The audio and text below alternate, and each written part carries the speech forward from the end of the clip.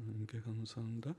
같이 우리 기도하고 말씀 생각하십시다. 하나님 아버지, 우리의 기도와 찬송을 받으시고 또 이 시간 부족한 종에게 말씀을 주셔서 하나님의 귀한 말씀을 몇 마디 전하게 하여 주셔서 하나님의 영광을 위하고 하나님의 선한 뜻을 위하고 주의 자녀들의 영적 유익을 위하게 하시옵소서. 하나님의 영, 진리의 영께서 저희와 함께 하여 주옵소서. 예수님의 이름으로 기도하옵나이다. 아멘. 아멘.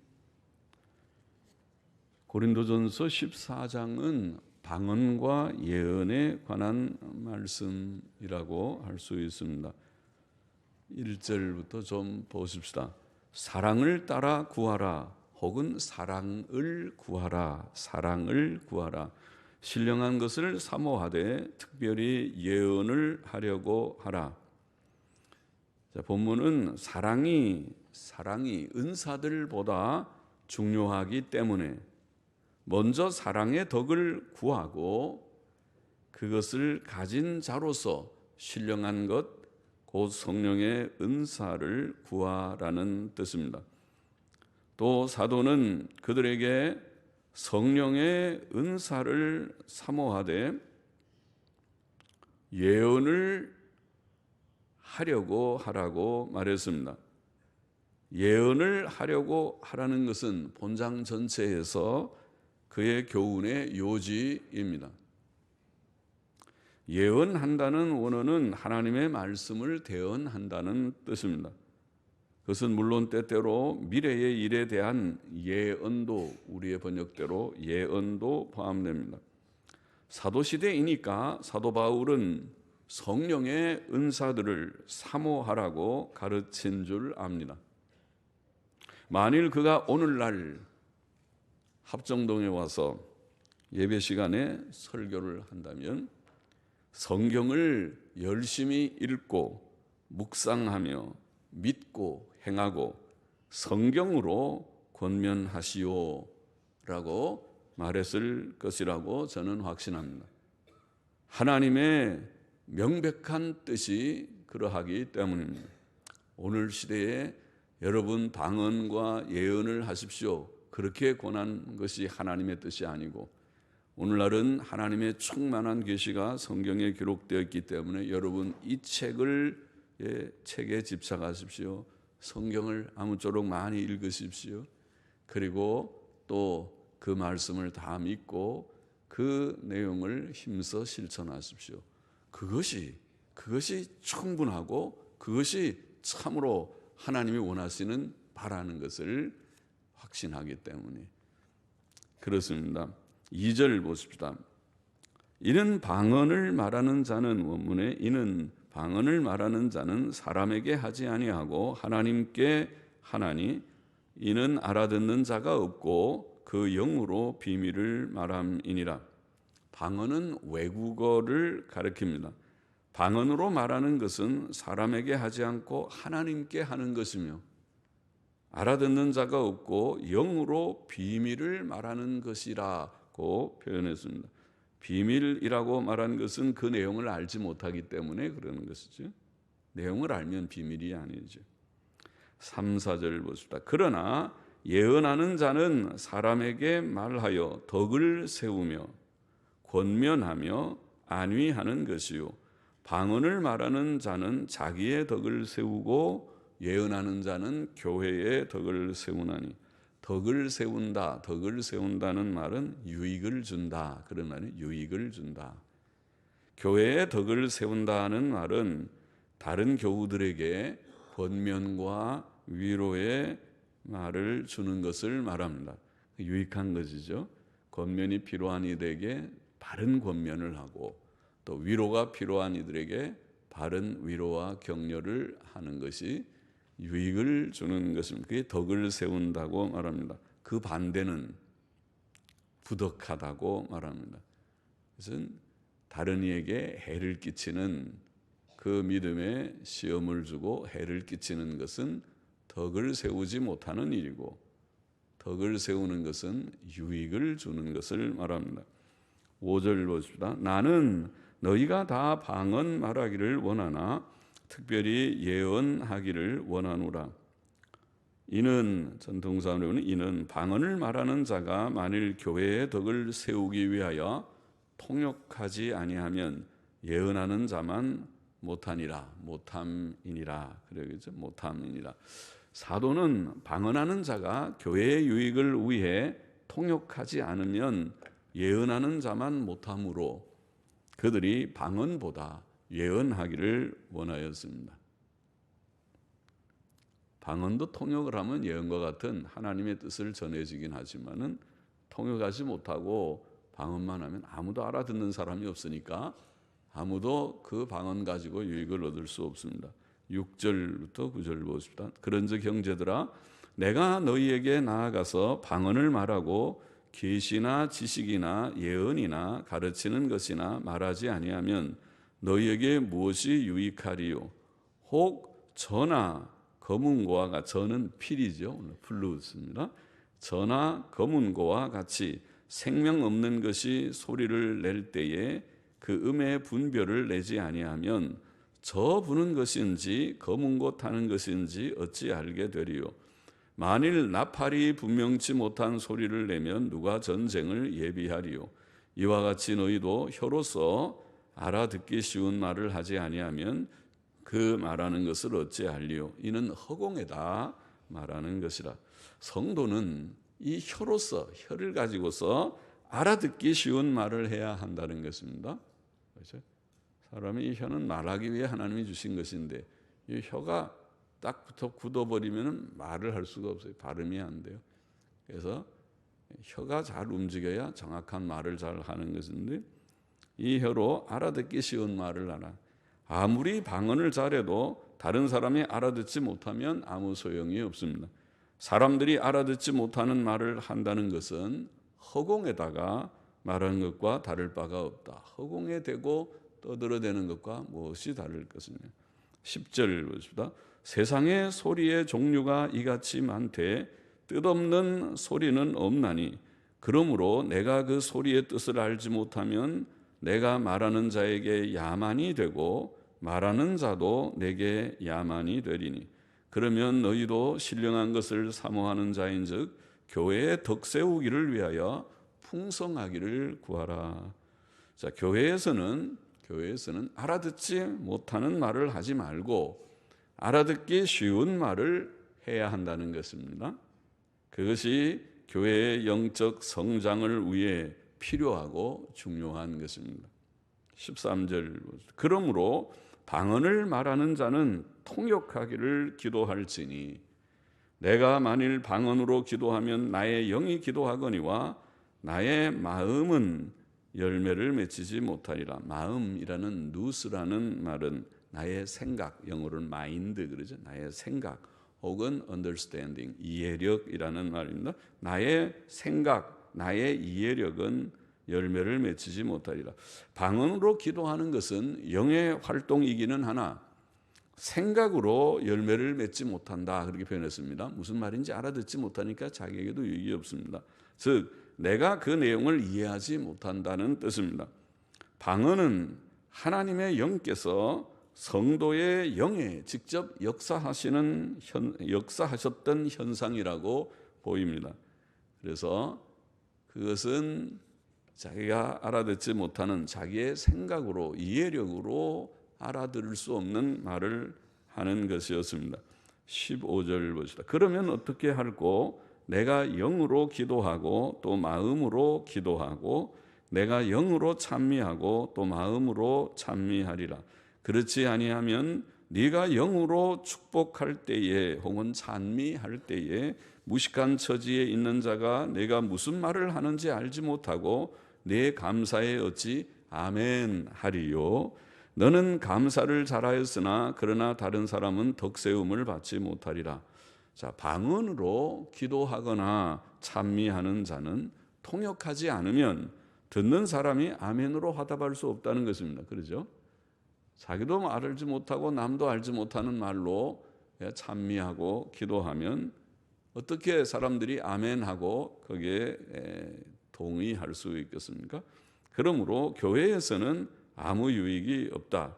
18절 보세요. 내가 너희 모든 사람보다 방언을 더 말함으로 하나님께 감사하노라. 그러나 교회에서 네가 남을 가르치기 위하여 깨달은 마음으로, 역시 생각입니다. 깨달은 마음, 깨닫는 생각으로 5마디 말을 하는 것이 1만마디 방언으로 말하는 것보다 나으니라. 다시 번역하면 그러나 나는 교회에서 방언으로 1만마디 말을 하기보다 다른 사람들도 가르치기 위하여 생각을 가지고 5마디 말을 하기를 원하노라. 그런 뜻입니다. 그런 말입니다. 바울의 사실은 방언 예언의 문제의 결론이 나왔습니다. 바울은 결론적으로 교회에서 방언으로 하는 1만마디 말이, 방언을 잘해가지고 1만마디 방언을 한다 하더라도 그것보다 생각을 가지고 가르치는 5마디 말보다 그것이 못하다. 그러니까 생각을 가지고 깨달음을 가지고 하는 5마디 말이 더 가치 있다는 것입니다. 더 귀하다. 그것이 예언에 관계되는 것입니다. 깨달음을 가지고 생각을 가지고 하는 5마디 말이 차라리 낫지, 알지도 못하는 말을 1만마디 떠들어대는 것이 무슨 가치가 있고 의미가 있느냐. 이것이 바울의 방언과 예언에 대한 교훈의 결론과 같습니다. 20절 형제들아 지혜에는 아이가 되고, 지혜라는 단어도 역시 생각, 깨달음 그런 단어이기 때문에 옛날 영어 성경은 역시 understanding, 근래의 성경들은 thinking 생각한다는 생각이라고 번역을 다 했습니다. 단어는 다른 단어지만 여기에는 plan이라고 하는 단어지만은 생각, 깨달음. 지금 생각이 참, 사람이 생각이 중요합니다. 악에는 어린아이가 되라. 지혜에는 아이가 되지 말고 악에는 어린아이가 되라. 지혜를 지금 생각이래요. 생각에 장성한 사람, 온전한 사람, 장성한이라는 말, 온전한, 때때로 성경에 완전한, 온전한이라고 번역하는 그 말입니다. 온전한 사람이 되라. 사람 속에는 악의 경향성이 있기 때문에 악은 모를수록 좋고 경험해 볼 필요가 없습니다. 악을 자꾸 경험해 보면 그러면은 더 악을 짓는 일을 잘 할 수 있습니다. 그래서 차라리 모르는 것이 좋고, 그러나 생각과 깨달음에는 어른이 되는 것이 좋다. 그렇게 했습니다. 생각과 깨달음에 대해서는, 생각은 사람의 인격을 이루고 그의 말과 행동을 결정합니다. 사람이 생각하는 대로 말하고 행동하는 것입니다. 잠언 23장 7절은 그러므로 대저 그 마음의 생각이 어떠하면, 사람이 무슨 생각을 하느냐, 생각이 어떠하면 그 위인도 그러한즉, 위인이라는 말은 사람됨이죠. 그 사람의 사람됨됨이는 그 생각이 결정하는 것입니다. 그 사람이 무슨 생각을 하느냐 하는 것이 그 사람의 사람됨을 결정한다. 잠언에는 그렇게 말했습니다. 생각이 어리면 미숙한 인격이라고 말하고, 생각이 온전하면 온전한 인격이라고 말합니다. 바른 생각, 깊은 생각, 원만한 생각, 온전한 생각은 성숙한 인격의 표라고 하겠습니다. 그러므로 우리는 생각에 있어서 온전한 자가 되기를 힘써야겠습니다. 생각이 온전해야 되겠다. 그래야 온전한 인격이 되겠습니다. 21절 보십시다. 율법에 기록된 바 주께서 가라사대 내가 다른 방언하는 자와 다른 입술로 이 백성에게 말할지라도 저희가 오히려 듣지 아니하리라 하였으니, 그러므로 방언은 믿는 자들을 위하지 않고 믿지 아니하는 자들을 위하는 표적이나 예언은 믿지 아니하는 자들을 위하지 않고 믿는 자들을 위함이니. 사도 바울은 이사야서를 지금 인용하면서 율법이라고 불렀습니다. 율법이라는 것은 모세오경만 율법이 아니고 구약성경 전체를, 이사야서도 율법이라고 불렸구나 알게 됩니다. 그것은 율법은 구약성경의 명칭으로 사용되었습니다. 구약의 모든 책들은 율법서나 또 역사서나 시가서나 또 선지서나 다 번의에는 차등이 없다고 봅니다. 하나님의 영감으로 된 책입니다.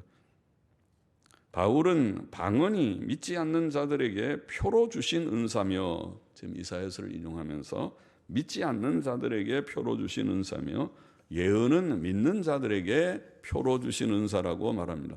그렇다면 믿는 자, 오늘 저와 여러분 같이 예수님 믿는 자는 방언을 구할 것이 아니고 예언을 구해야 한다는 것이 이치에 맞고, 오늘날 말하면 예언이 무엇입니까? 오늘날 예언 중에 예언은 바로 성경 예언이, 성경에 충만하게 하나님의 말씀이 기록되어 있기 때문에 그래서 성경 교훈을 사모하라, 그런 말을 하는 것입니다. 예언을 정말 사모해서 하나님의 말씀을 받기를 원한다면 하나님이 주신 이 충만한 책의 말씀에 집중하고 더 집착하고 더 열심히 주야로 말씀을 묵상하는 복된 자가 되어야만 할 것이다. 23절부터 그러므로 온 교회가 함께 모여 다 방언으로 말하면 무식한 자들이나 믿지 아니하는 자들이 들어와서 너희를 미쳤다 하지 아니하겠느냐. 그러나 다 예언을 하면 믿지 아니하는 자들이나 무식한 자들이 들어와서 모든 사람에게 책망을 들으며 모든 사람에게 판단을 받고 그 마음에 숨은 일이 드러나게 되므로 엎드려 하나님께 경배하며 하나님이 참으로 너희 가운데 계시다 전파하리라. 교회에서 필요한 것은 하나님의 진리의 교훈입니다. 그것은 하나님을 알지 못하는 자들에게 하나님을 알게 하고 그들의 죄를 깨우치고 구주 예수 그리스도께로 나오게 하며 그를 믿어 구원을 받게 하는 것이지요. 그게 진짜 필요한 것이죠. 그래서 예언을 하면 하나님에 대해서도 가르쳐주고 우리의 죄도 깨우쳐주고 구주 예수님도 증거하게 되고 믿어야 구원받는다는 것도 다 나오게 되겠죠. 근데 책에 사실은 다 기록되어 있으니까, 그래서 이 책을 읽고 또 부족한 목사들이 전하는 말씀을 통해서 하나님에 대해서 수없이 우리가 많이 말하죠. 하나님에 대해서, 우리의 죄에 대해서, 구주 예수님밖에 없습니다. 구원에 대해서. 예수님 교회, 바른 교회, 이상한 교회 말고 정상적으로 성경을 강론하는 바른 교회를 다닌다면 몇 년만 다녀도, 얼마 동안만 다녀도 무엇을 전하는지, 어떻게 해야 구원받는 것인지 모르는 사람이 아마 없을 것입니다. 정말 그가 찾는다면, 갈망한다면 말이죠. 26절 보십시다. 그런즉 형제들아 어찌할꼬 너희가 모일 때에 각각 찬송시도 있으며 가르치는 말씀도 있으며 계시도 있으며 방언도 있으며 통역함도 있나니 모든 것을 덕을 세우기 위하여 하라. 사도시대 교회의 집회 순서는 주로 찬송과 설교로 이루어져 있었습니다. 계시와 방언과 통역은 사도시대에만 있었고 그 후 시대에는 없어진 순서들로서 교훈적 성격을 가집니다. 오늘날에는 성경 강해가 그것을 대신합니다. 공예배는 하나님께 경배하는 일차적 의미를 가지지만 하나님께서는 성도들이 성경 강해로 영적 유익을 얻기를 원하십니다. 하나님께 영광을 돌리지만은 하나님께서는 또 우리에게 유익을 주시기 위해서 여러 가지 말씀의 교훈을 주시는데, 사도시대로 말하면 사도들의 가르침과 더불어 예언과 방언, 통역과 계시와 이런 것들이 있지만 오늘날로 말하면 성경을 강론함으로써 목사들이 열심히 성경을 준비해서 성경을 길든 짧든 성경을 강론하는 소리를 듣고 사람들이 깨달아서 하나님의 뜻이 그것이나 이렇게 믿는 것이로구나, 이렇게 사는 거로구나 깨닫게 하는 유익을 주는 것이 하나님의 기쁘신 뜻이다. 27절에 만일 누가 방언으로 말하거든 두 사람이나 다불과 세 사람이, 다불과 하는 말은 많아도 한자말을 고쳐서 많아도, 두 사람이나 많아도 세 사람이 차서를 따라 순서를 따라 하고 한 사람이 통역할 것이요 만일 통역하는 자가 없거든 교회에서는 잠잠하고 자기와 및 하나님께 말할 것이요. 자, 사도시대의 집회에서도 방언을 하는 것은 세 사람을 넘지 말아야 했고 또 반드시 통역하는 자가 있을 때만 공집회에서 허용되었습니다. 그래서 세 사람 넘지 말고 공집회 때 통역자가 분명히 있을 때에만 하라, 그렇게 질서를 잡았고 29절 보십니다. 예언하는 자는 둘이나 셋이나 말하고 다른 이들은 분변할 것이요 만일 곁에 앉은 다른 이에게 계시가 있거든 먼저 하던 자는 잠잠할지니라. 너희는 다 모든 사람으로 배우게 하고 모든 사람으로 권면을 받게 하기 위하여 하나씩 예언할 수 있느니라. 사도시대의 공예배 시 예언도 둘이나 셋이 말하게 하고 다른 이들은 분변해야 했고 저 예언이 맞는가. 오늘날도 마찬가지죠. 설교를 목사들이 하면 교인들은 저 말씀이 성경적으로 맞는가 좀 분간하는 것이 필요하지. 그렇지 않고 아무 목사 나와서 무슨 말을 하든지 아멘 하고 다 받아들이면은 나중에 교회가 산으로 올라가 버리고 말 것입니다. 그러죠. 바른 말씀을 전할 때 아멘 그러고 이상한 말씀 같으면 좀 이상한데 그렇게 하는 게 정상이죠. 그게 분변하는 것입니다. 이미 성도들에게는 상당한 믿음의 지식과 성경 지식이 있는 것이니까 분별력을 발휘해야 됩니다.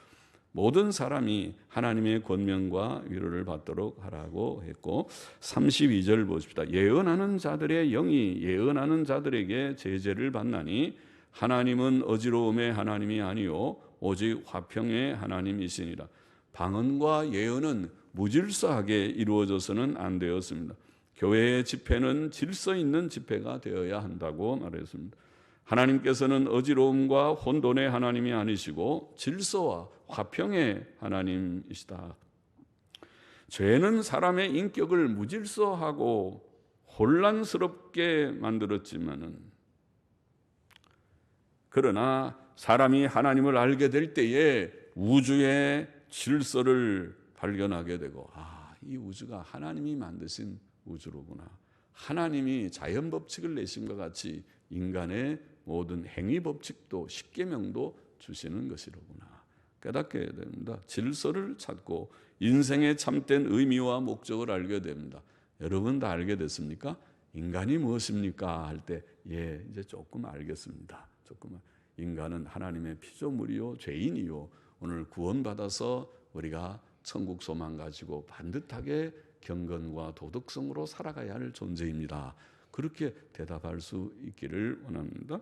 34절 모든 성도의 교회에서 다시 번역하면 성도들의 모든 교회에서 함과 같이 성도들의 모든 교회에서 함과 같이 여자는 전통사본에는 너희의 아내들은 교회에서 잠잠하라. 저희의 말하는 것을 허락함이 없나니 율법에 이른 것 같이 오직 복종할 것이요. 사도는 아내들이 교회에서 잠잠하라고 교훈합니다.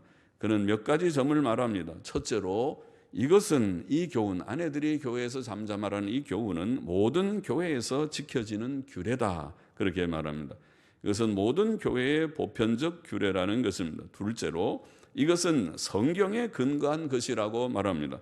율법에 이른 것 같이 그것은 율법은 아까 성경을 가리키는 말이라고 했죠. 성경에 근거한 것이다. 35절 만일 무엇을 배우려거든 집에서 자기 남편에게 물을지니 여자가 교회에서 말하는 것은 부끄러운 것임이라. 하나님의 말씀이 너희에게로부터 난 것이냐 또는 너희에게만 임한 것이냐. 만일 누구든지 자기를 선지자나 혹 신령한 자로 생각하거든 내가 너희에게 편지한 것이 주의 명령인 줄 알라. 만일 누구든지 알지 못하면 그는 알지 못한 자니라. 셋째로 지금 이게 여자가 아내들이 잠잠하라는 교훈하면서 첫째는 보편적인 규례요 성경에 근거한 것이요 셋째는 주의 명령이다. 내가 너에게 편지한 것이 주의 명령인 줄 알라. 사도들의 모든 교훈은 주의 권위로 주어진 것들입니다. 그러므로 사도들의 교훈을 무시하는 것은 주의 명령을 무시하고 거역하는 죄가 됩니다. 그래서 주의 명령이다. 그렇게 말씀했습니다. 39절 40절 그런즉 내 형제들아 예언하기를 사모하며 방언 말하기를 금하지 말라. 사도시대니까 모든 것을 적당하게 하고 질서대로 하라. 자, 14장 길어 보이지만은 읽으면 짧게 읽고 설명까지 했는데 20분 조금 넘어 걸렸으니까 많이 걸린 것이 아니죠. 조금만 인내를 하시면은 우리가 성경을 많이 읽고 또 설명까지 좀 들을 수 있습니다. 본장의 교훈을 정리해 보십시다. 첫째로 네 가지 교훈을 좀 생각해 보시죠. 첫째로 예배 순서는 질서 있게 행해져야 한다고 말했습니다. 교회의 공적 예배의 순서들은 찬송과 기도와 설교로 이루어집니다. 하나님께서는 어지러움의 하나님이 아니십니다. 그러므로 사도는 모든 것을 적당하게 하고 질서대로 하라고 40절에 교훈했습니다. 하나님께 드리는 예배는 어수선하고 소란스럽게가 아니고 오늘날 어떤 교회들처럼 경건하고 차분하고 질서 있게 드려져야 합니다. 그것이 전통적 경건한 예배의 의식입니다. 찬송과 기도, 특히 설교가 그러해야 합니다. 설교자도 너무 강단에서 마치 원맨 쇼를 하듯이 왔다 갔다 하고 그렇게 너무 떠들어대는 설교자들의 모습은 좋지 않습니다. 옛날부터 개혁교회는 그렇게 하지 않았습니다. 개혁교회는 매우 엄숙한 그런 설교의 방식을 사용했습니다. 둘째로 둘째 교훈, 아내들은 교회에서 잠잠해야 합니다. 사도는 그것이 모든 교회의 보편적 규례이며 성경에 계시된 바이며 또 주님의 명령이라고 말했습니다. 이 교훈은 디모데전서 2장 11절과 11절로 14절의 말씀과 더불어 여자 목사와 여자 장로를 세우는 것이 비성경적이라는 것을 보입니다. 오늘날 흔히 볼 수 있는 여자 목사와 여자 장로는 비성경적입니다. 비성경적입니다. 우리는 하나님을 위하여 참 교회를 세운다면서 사도적 교훈을 무시하고 어겨서는 안 됩니다. 그것이 사도의 교훈입니다. 셋째로 우리는 악에는 어린아이가 되고 생각에는 온전한 사람이 되라. 지혜란 말이 생각이라는 말이라고 해요. 생각에는 thinking, 생각에는 20절에 형제들아 지혜에는 아이가 되지 말고 악에는 어린아이가 되라. 지혜에 장성한 사람이 되라. 악은 모를수록 좋습니다. 어린아이처럼 순진하게 잘 몰라. 아이들은 아직 잘 모르는 게 많잖아요. 모르는 게 좋아요. 자꾸 알면 더 죄짓게 돼요. 그러니까 모르는 게 악에 대해서는 모를수록 좋고, 그러나 생각은 우리가 모든 사리를 판단하는 이제 어른이 돼서 생각하는 우리의 생각은 바르고 깊고 원만하고 온전할수록 좋습니다.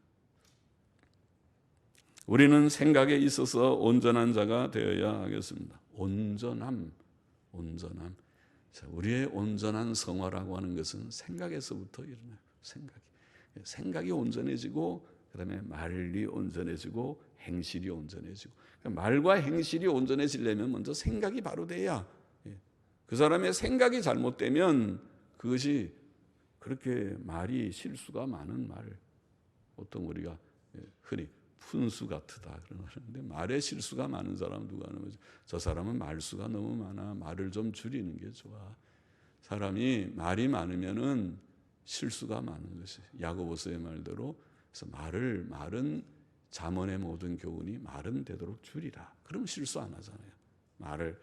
그래서 생각이 건전해야 말이 바로 되고 행실이 바로. 그게 성화입니다. 온전한 성화를 이루려면 생각을 바로 해야 되겠습니다. 넷째로 가장 중요한, 오늘 다른 거 다 중요하지만 질서 있는 예배, 아내들의 잠잠함, 또 생각의 온전함 다 귀한 교훈이지만은, 그러나 여기에 14장의 중요한 지금 교훈은, 전체 흐름은 12장부터 14장은 은사의 문제를 논하면서 13장에 사랑이 중요하니 사랑이 없으면 아무것도 아니라는 거 이미 강조했고, 14장에도 결국 초점은 예언에 있습니다. 방언이 아니고 예언에 초점이 있다. 그 예언이 무엇이냐?